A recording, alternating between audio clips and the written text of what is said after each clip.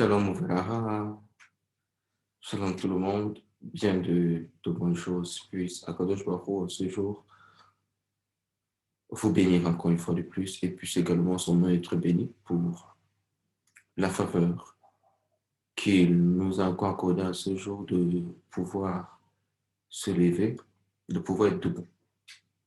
Que la gloire, l'honneur lui reviennent à lui et à lui seul pour ce qu'il est. Amen. Ve Amen. Alors, nous abordons aujourd'hui le thème dans le Shulchan Aruch. Nous abordons le thème du kahas, la colère. Le Shulchan Aruch est le code de la loi juive. Dans le programme Élysée dans lequel nous sommes, nous devons d'étudier ces thèmes, notamment pour les étudiants, les élèves comme ça du programme Élysée. Nous devons d'aborder ces thèmes. C'est la raison pour laquelle je décide aujourd'hui d'aborder le thème comme ça de la colère, le thème du kahas, c'est-à-dire nous avons le kaf, le ayin et le samer, qui forment le mot kahas. Nous allons comprendre ce que c'est que Dieu joueur. Nous sommes dans le groupe du Rabbi Yosef Karo. C'est son groupe que nous étudions aujourd'hui. Alors, il dit comme ça en ce qui concerne le thème de la colère. Il dit comme ça. Il dit de même, nous allons aborder, déjà, j'explique, je fais un petit akdama.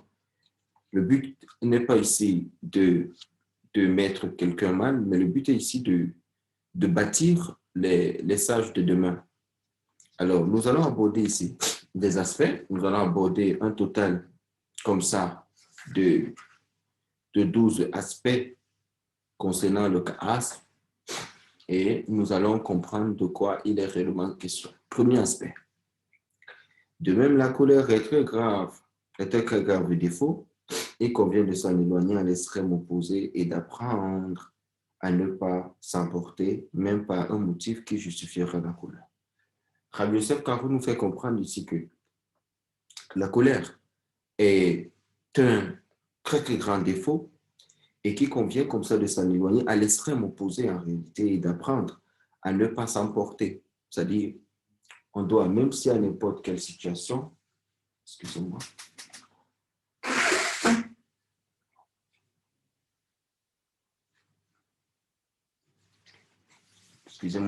et même si à n'importe quelle situation, le Rabbi Yosef Karo nous dit, nous devons rester calmes, peu importe, même si la situation qui se présente devant nous justifierait le fait que nous puissions être dans la colère, nous devons faire cet effort-là d'être très calme, d'être calme, d'être pacifique face à la situation qui, ma foi, se présente comme ça devant de nous.